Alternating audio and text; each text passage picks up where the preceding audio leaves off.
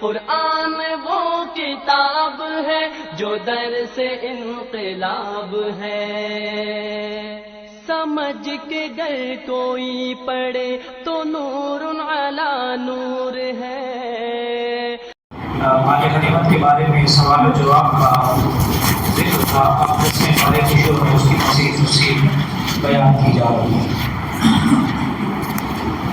مال غنیمت کے اولاً 5 حصے کیے جائیں گے، ان میں سے 4 حصے مجاہدین کے درمیان برابر تقسیم کیے جائیں گے، اور جو 5واں حصہ ہے وہ خالص اللہ تعالیٰ کی ملکیت ہے، اس لیے یہ حصہ اللہ تعالیٰ کی طرف سے رسول اکرم صلی اللہ علیہ وسلم اور آپ کے قرابت داروں، یتیموں، مسکینوں اور مسافر کو دیا جائے گا۔ یہ مال غنیمت کس چیز کو کہتے ہیں؟ جب صحابہ جنگ کے لیے جاتے اور سامنے والے لوگ شکست کھا جاتے تو ان کا جو سامان اور جو چیزیں جو ہے وہ ان کے قبضے میں آتی تھی اسے مال غنیمت کہا جاتا ہے، اور وہ پھر قرآن پاک کی روح سے حضور صلی اللہ علیہ وسلم جو ہے وہ اس کو تقسیم فرمایا کرتے تھے۔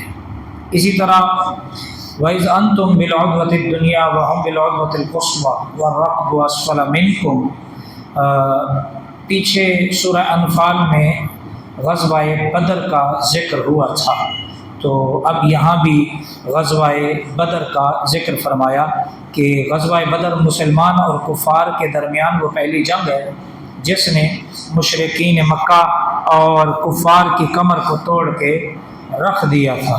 اس غزوے میں ظاہری اور مادی طور پر مسلمانوں کی فتح پانے کے کوئی امکانات نہیں تھے، اور مشرکین مکہ کی شکست کا کوئی احتمال نہیں تھا، یعنی وہ تعداد میں بھی مشرکین زیادہ تھے اور آلات بھی جنگ کے ان کے پاس زیادہ تھے، ساز و سامان سب کچھ، اور وہ جب بدر میں آئے تھے تو وہ موج مستی کر رہے تھے، اور ان کو یقین تھا مشرکین کو کہ ہم جو ہے وہ کیا ہیں، غالب آ جائیں گے۔ لیکن ادھر حضور نبی پاک صلی اللہ علیہ وسلم کی ذات گرامی اور جنگی صحابہ کے پاس سواریاں بھی پوری نہیں تھی، ہتھیار بھی نہیں تھے، جنگی ساز و سامان بھی پورا نہیں تھا، لیکن وہ اللہ کی ذات پہ توکل کرتے تھے۔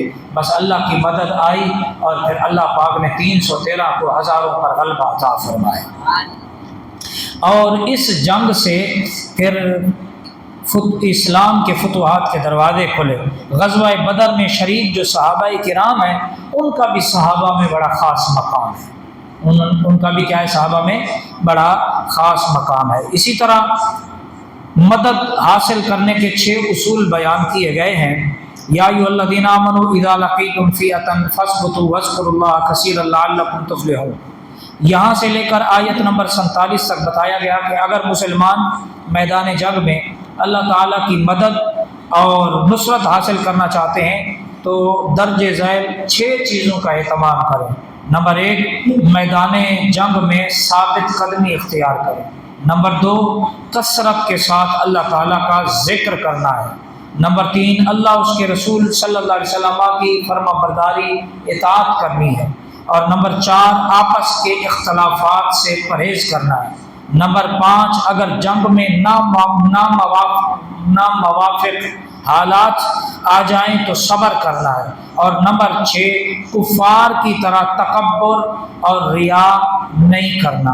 یہ 6 چیزیں ایسی ہیں جو اللہ تعالیٰ کی مدد اور نصرت کو کھینچ لاتی ہے۔ اگر اس طرح یعنی دشمن کے مقابلے میں یعنی ان 6 اصولوں کو اپنایا جائے تو اللہ پاک مدد اور نصرت جو ہے وہ مسلمانوں کے حصے میں عطا فرما دیتا ہے۔ اسی طرح اللہ تبارک و تعالیٰ نے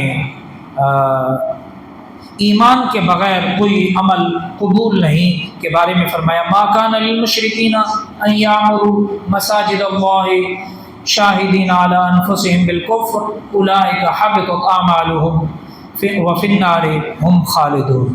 گزشتہ آیات میں مشرکین کا ذکر تھا، اب یہاں پر بھی انہی کا ذکر ہے۔ مشرکین بیت اللہ کی تعمیر کرتے، حاجیوں کو پانی پلاتے تھے اور مسلمانوں کے مقابلے میں اس پر فخر کرتے تھے کہ اس سے بڑھ کر کسی کا کوئی عمل نہیں ہو سکتا۔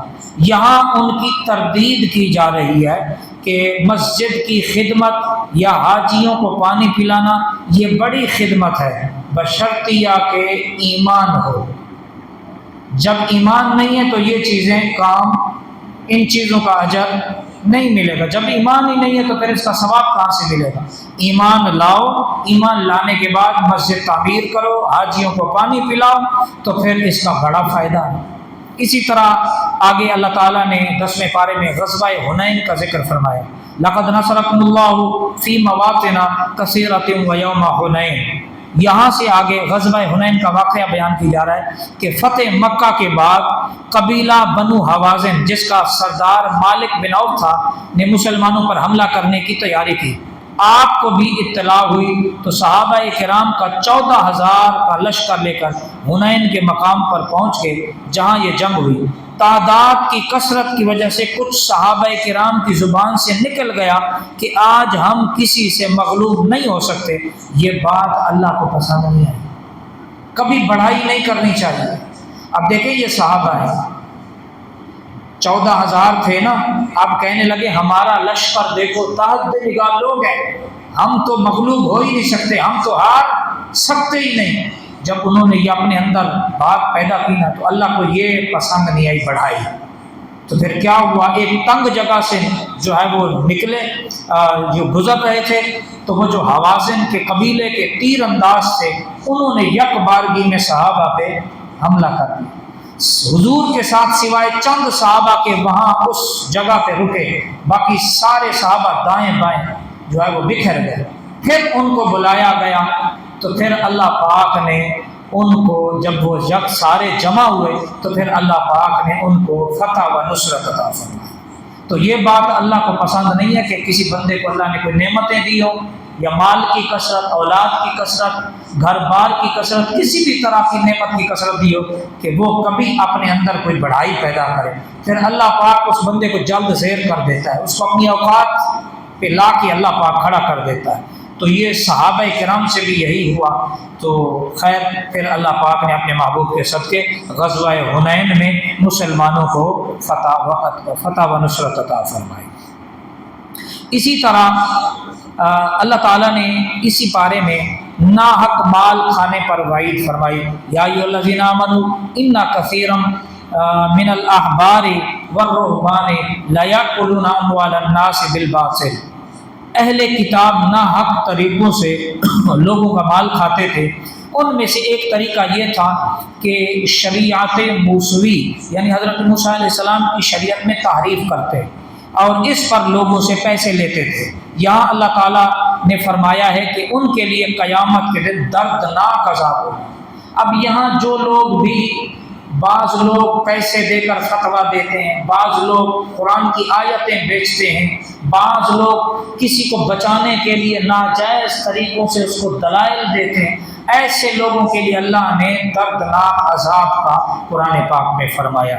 تو اللہ تعالیٰ بھی یہی کہتا ہے، یا ایھا الذین آمنوا قولوا قولا سدیدا، کہ جب بھی بات کرو سیدھی بات کرو، ٹیڑھی بات نہ کرو، اس میں ملاوٹ نہ کرو، خالص جب دین کی بات کرنی ہے تو خالص اللہ اور اس کے رسول کی بات کرو، اپنی خواہش اس میں شامل نہ کرو۔ آگے غزوہ تبوک کا ذکر آ رہا ہے، یا ایھا الذین آمنوا ما لکم اذا قیل لکم انفروا فی سبیل اللہ اثقلتم الی الارض ارضیتم بالحیاۃ الدنیا من الآخرہ فما متاع الحیاۃ الدنیا فی الآخرۃ الا قلیل۔ یہاں سے لے کر تقریباً سورت کے آخر تک مختلف اعتبار سے غزوہ تبوک کا ذکر ہے۔ فتح مکہ اور غزوہ حنین کے بعد جب آپ صلی اللہ علیہ وسلم مدینہ طیبہ پہنچے تو اطلاع ملی کہ رومی سلطنت کا بادشاہ ہرقل مدینہ منورہ پر ایک زبردست قسم کے حملے کی تیاری کر رہا ہے۔ یہ جو رومی سلطنت تھی، جیسے آج امریکہ ہے، اسی طرح اس دور میں یہ ایک قسم کی سپر پاور طاقت تھی۔ جب حضور کو پتہ چلا تو سرکار نے پورے مدینے میں یہ اعلان کروا دیا کہ پورا مدینہ جو ہے وہ اس جنگ کے لیے تیاری کرے۔ اللہ اکبر۔ تو 30,000 صحابہ کرام کا لشکر لے کر آپ صلی اللہ علیہ وسلم نے پیش قدمی کی۔ مسلمانوں کے لیے بہت بڑی آزمائش تھی۔ ایک تو سخت گرمی تھی، کھجوریں جو ہے وہ پک چکی تھی، یہاں ان کے لیے سال بھر کا گزر بسر تھا، یعنی کھجوروں پر ہی گزر بسر ہوتا تھا صحابہ کرام کا۔ کھجوریں بھی پکی ہوئی تھی اور سخت پھر گرمی بھی تھی، اور پھر جو ہے وہ سفر بھی تقریباً کوئی 800 میل کا تھا۔ 800 میل دور جا کر یہ جنگ جو ہے وہ لڑنی تھی، لیکن حضور کو ساز و سامان بھی کم تھا، ادھر مقابلہ دنیا کی سپر پاور طاقت کے ساتھ۔ آپ صلی اللہ علیہ وسلم نے اور مسلمانوں کی پیش قدمی کی وجہ سے کفار پر اللہ نے روک طاری کر دیا، ادھر چلے ادھر اس سپر پاور طاقت پر لرزہ طاری ہو گیا، اور وہ میدان سے بھاگ گئے، میدان سے بھاگ گئے، شکست کھا گئے، پیٹ دکھا گئے۔ اس آیہ مبارکہ سے یہ آیہ مبارکہ آج کے حکمرانوں کو، مسلمانوں کو بھی دعوت فکر دے رہی ہے کہ اگر تمہارے اندر غیرت ایمانی پیدا ہو جائے، اگر تمہارے اندر ایمان کی قوت پیدا ہو جائے، ارے یہ امریکہ کیا، یہ برطانیہ کیا، یہ فرانس کیا، یہ سارے اگر مسلمان پیشاب کریں تو ان کی ریاستیں ان کے پیشاب میں بہ جائیں، یہ مقابلہ کہاں کر سکتے ہیں ایمان والا؟ اللہ اکبر۔ یہاں دیکھو نا 30,000 کا لشکر حضور نے صحابہ کو فرمایا چلو دیکھتے ہیں وہ سپر پاور ہے کیا ہے۔ اللہ نے، سرکار نے فرمایا یہ بھی اللہ نے مجھے نعمت دی ہے کہ میرا کئی ماہ کے فاصلے پر میرا روپ دشمن پہ طاری ہو جاتا ہے۔ اللہ اکبر۔ یہ بھی حضور صلی اللہ علیہ وسلم کو اللہ نے معجزہ عطا فرمایا۔ تو سرکار جب 30,000 کا لشکر لے کر نکلے، ادھر دشمن پر اللہ نے روک طاری کر دی، لرزہ طاری ہو گیا۔ اس دور کی سپر پاور طاقت پیٹ دکھا کے بھاگ گئی۔ تو آج بھی مسلمان اگر یار افغانستان کو دیکھ لو، مٹھی پر بے یار و مددگار وہ جو طالبان تھے، ان کے عقائد نظریات جیسے بھی ہیں بہرحال، لیکن وہ لڑے، آخر ایک نہ ایک دن سپر پاور امریکہ کو رات کی تاریکی میں آخری فوجی نکال کے یہاں سے جانا پڑا۔ تو آج یہ جو غزہ میں جو یہ بدمعاشی کر رہے ہیں، اس میں مسلمانوں کی بزدلی، ہمارے ایمان کمزور ہو، سب سے بڑی وجہ یہ ہے۔ اگر مسلمانوں کا ایمان کمزور ہو، خدا کی قسم سپر پاور طاقت سے بھی مسلمان ٹکرا جاتے تھے۔ حضور نے غزوہ بدر کے حوالے سے صحابہ سے رائے لی۔ صحابہ نے عرض کی یا رسول اللہ آپ ہم سے کیا مشورہ لیتے ہیں؟ آپ بدر تو یہ رہا، اگر آپ حکم دیں تو ہم اس دور کی کیسر و کسرا کی سپر پاور طاقتوں کے ساتھ بھی ان چند تلواروں کے ساتھ ٹکر لینے کے لیے ہم تیار ہو جائیں گے۔ اگر آپ حکم دیں گے تو ہم سمندر میں گھوڑے دوڑا دیں گے۔ یہ جذبہ تھا مسلمانوں کا، آج وہ جذبہ کہاں سے لاؤ؟ اللہ اکبر۔ صحابیت صدیق اکبر رضی اللہ تعالیٰ عنہ کی صحابیت، وَإِذْ يَقُولُ لِصَاحِبِهِ لَا تَحْزَنْ إِنَّ اللَّهَ مَعَنَا، ہجرت کے واقعے کی طرف اشارہ ہے کہ جب مشرکین نے آپ صلی اللہ علیہ وسلم کا تعاقب کیا، پیچھا کیا، آپ غار ثور میں 3 دن تک آپ جو ہے وہ وہاں قیام پذیر رہے۔ کھوجی جب غار کے منہ کے قریب پہنچے، صدیق اکبر پر گھبراہٹ کے آثار ظاہر ہوئے۔ آپ صلی اللہ علیہ وسلم نے فرمایا لا تحزن ان اللہ معنا، صدیق گھبرا نہیں، میرا اللہ ہمارے ساتھ ہے، ہمارا اللہ ہمارے ساتھ ہے۔ وہ غار کے دہانے تک آ کے بھی انہیں کچھ نظر نہیں آیا، اگر وہ تھوڑا سا جھک کے بھی دیکھ لیتے تو انہیں حضور نظر آ جانے تھے، لیکن وہاں جو ہے وہ کبوتری بھی آ گئی، اس نے انڈے بھی دے دیے، جالا مکڑی نے بھی تھم دیا، پر ان کو دیکھنے کی ہمت نہیں ہوئی۔ جیسے آئے اللہ نے پردے ڈال دیے، واپس خالی ہاتھ لوٹ گئے۔ مصارف صدقات کا ذکر آ رہا ہے۔ گزشتہ آیات میں منافقین کے اعتراضات کا ذکر تھا۔ وہ کہتے تھے کہ آپ صلی اللہ علیہ وسلم صدقات کی تقسیم میں انصاف نہیں کرتے، اعوذ باللہ، جس کو جتنا چاہتے ہیں دے دیتے ہیں۔ اب اس آیت میں مصارف کی تعیین اور ان کے الزام کا رد کیا جا رہا ہے کہ اللہ تعالیٰ نے یہ بات خود متعین فرما دی کہ صدقات کن لوگوں کو دینے چاہیے، اور آپ صلی اللہ علیہ وسلم کے حکم کی تعمیل کرتے ہوئے زکوٰۃ کے 8 مصارف بیان کیے گئے کہ ان کو آپ زکوٰۃ دے سکتے ہیں۔ فقراء، مساکین نمبر 1، نمبر 2 یہ فقراء بھی اسی میں، اور نمبر 2 مساکین بھی اسی میں، نمبر 3 عاملین جن کو حکومت نے متعین کیا اس زکوٰۃ کے اموال جمع کرنے کے لیے، تو ان کی تنخواہ اموال زکوٰۃ سے دی جائے گی، نمبر 3۔ اور نمبر 4 मुअल्लिफतुल क़ुलूब, इनसे मुराद वो नौ मुस्लिम हैं जो ज़रूरतमंद हो, उनको इस्लाम पर बरकरार रखने के लिए, दिलजोई के लिए ज़कात देना जायज़ है। नंबर 5 फिर रिकाब, गुलाम को आज़ाद करने के लिए, यानी अगर गुलाम को उसका मालिक कह दे कि तू इतने पैसे दे दे मैं तुझे आज़ाद कर दूंगा, तो उसको ज़कात देना जायज़ है ताकि वो आज़ाद हो जाए। और नंबर 6 गारिमीन, मकरूज़ को ज़कात देना भी, यानी ताकि वो कर्ज से निजात हासिल करे। नंबर 7 फी सबीलिल्लाह, मुजाहिदीन जो जिहाद पर जाना चाहते हो लेकिन उनके पास सवारी वगैरह ना हो तो ज़कात देना जायज़ है ताकि वो साजो सामान तमाम चीज़ें ले लें। और मुसाफिर, यानी 8वां मुसाफिर, ऐसा शख्स जिसके पास अपने घर में तो अल्हम्दुलिल्लाह पैसे मौजूद हैं लेकिन सफ़र में उसके पास पैसे नहीं है, अब सफ़र में उसको गुजर बसर करने के लिए जो है वो ज़कात दी जा सकती है। इसी तरह मुनाफिकीन की मग़फ़िरत नहीं हो सकती। इस्तग़फ़िर लहुम औ ला तस्तग़फ़िर लहुम 70 मर्रतन फ़लन यग़फ़िरल्लाहु लहुम। गुज़श्ता कई आयत में मुनाफिकीन के निफाक, झूठ, जिहाद में ना निकलना, हीले बहाने करना, एक दूसरे को बुराई का हुक्म देना, नेकी से मना करना, मुसलमानों से बुग़्ज़ हसद रखना जैसे कभी अफ़आल की तफसील बयान की गई है। अब यहाँ नबी अकरम से अल्लाह ताला ने फरमाया है कि मुनाफिकीन के लिए अगर आप 70 बार भी मग़फ़िरत की दुआ करें तो तब भी अल्लाह इन्हें माफ़ नहीं फरमाएगा, तब भी, यानी इनके दिलों पर अल्लाह ने मोहर लगा दिया, ये ऐसे बदबख्त है। इसकी वजह यह है क्योंकि ये आपसे बुग़्ज़ रखते हैं, आपकी पीठ पीछे जो है वो गुस्ताखियाँ करते हैं और आपकी ज़ात के हवाले से लोगों के दिलों में जो है वो नफरत के बीज होते हैं। इसलिए अल्लाह ने फरमाया मैं इनको माफ़ नहीं करूँगा। माबूद जो तेरा दुश्मन है इसे माफ़। इसीलिए बुजुर्ग फरमाते हैं बंदा गुनाहगार ज़रूर हो लेकिन बेअदब ना हो। गुनाहगार की छूट हो सकती है, उसको उसका मामला हो सकता है, लेकिन बेअदब को माफ़। और देखो ना, ये जो शैतान था इसने बेअदबी की, हज़रत आदम को हकीर जाना, तो अल्लाह ने इसकी इबादत इसके मुंह पे मार दी और रांदा दरगाह कर दिया। अपनी रहमत से अल्लाह ने उसको मायूस कर दिया।